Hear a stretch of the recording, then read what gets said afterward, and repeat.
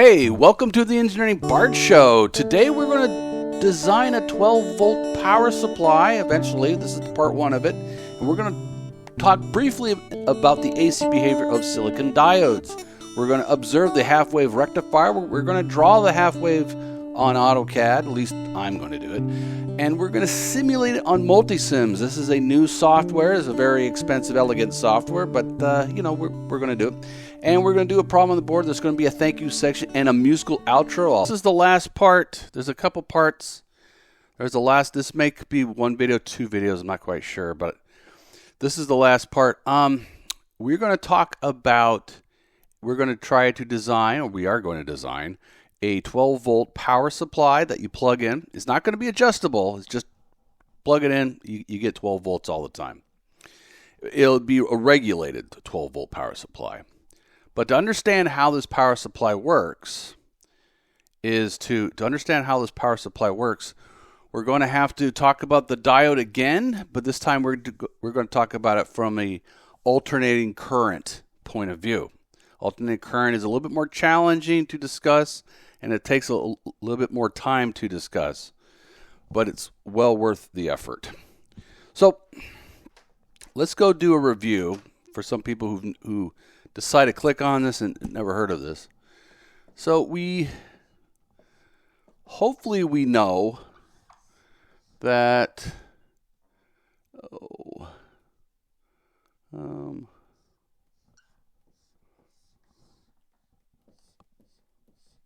okay, let's say it's 12 volts, and this is a diode right here. So hopefully we know that this is called a forward bias. So current will flow through it. It's going to flow. So it's going to flow like this, flow like that, flow like that. You guys have may seen the videos on it. I highly recommend you check out the older videos, especially on the DC version of it. And so when we decide to move the battery over here and put the ground over here,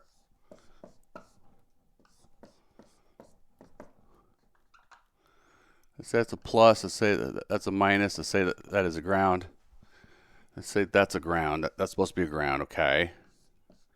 Okay. Plus, minus. Its current's going to flow, but on a normal silicon diode,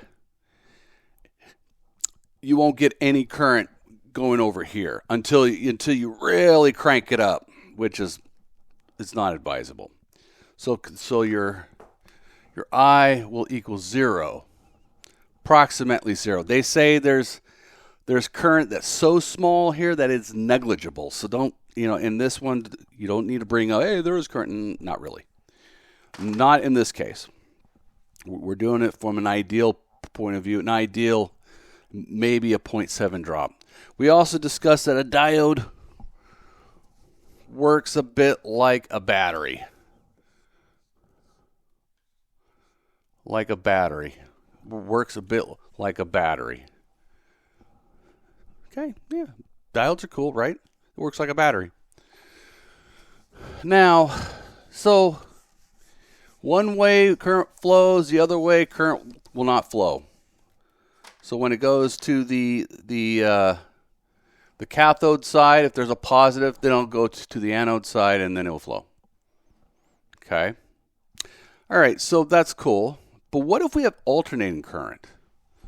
What if we have a transformer? Okay, we're not going to... Okay, all right, transformer more than meets the eye. And we are basically, there's a resistor right here. Let's say there's your wall outlet, and I'm going to put like a little sine wave, 120 volts, 60 hertz. Keep that in mind. And there's a dot right here. That means that's where it's going to flow out. So now, if we look at it carefully,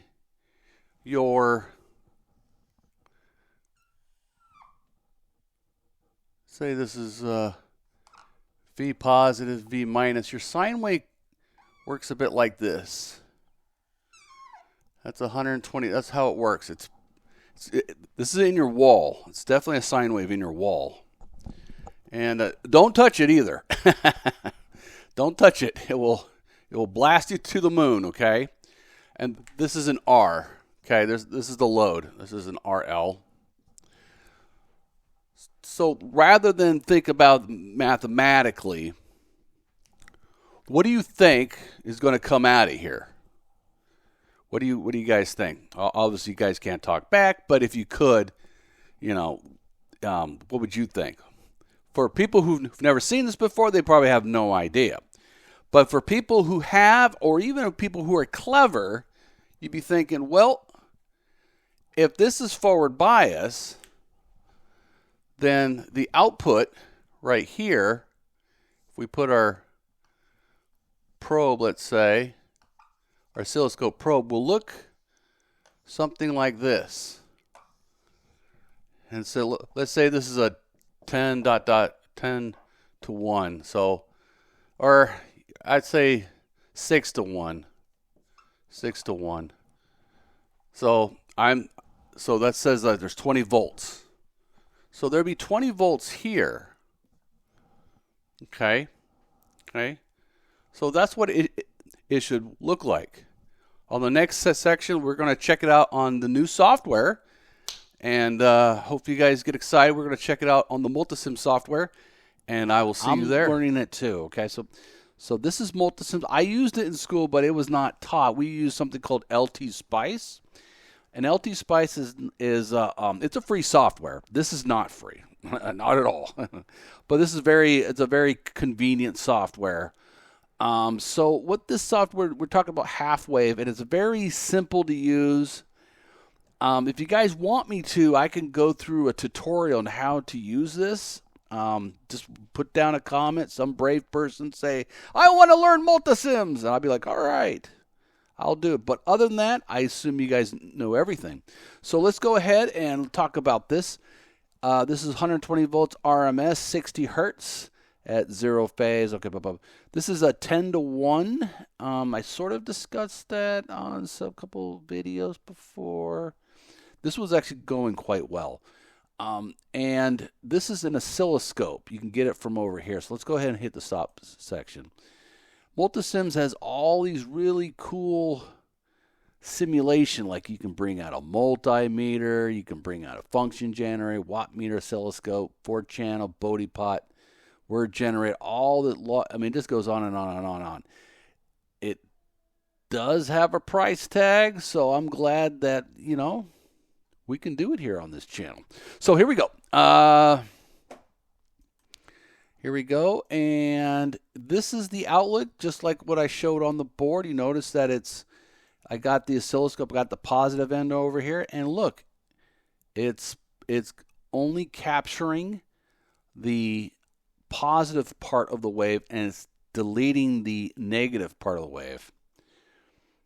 Okay, and so let's go ahead, and that's the simulation, and so that's what it looks like on the board. So that's good enough, guys.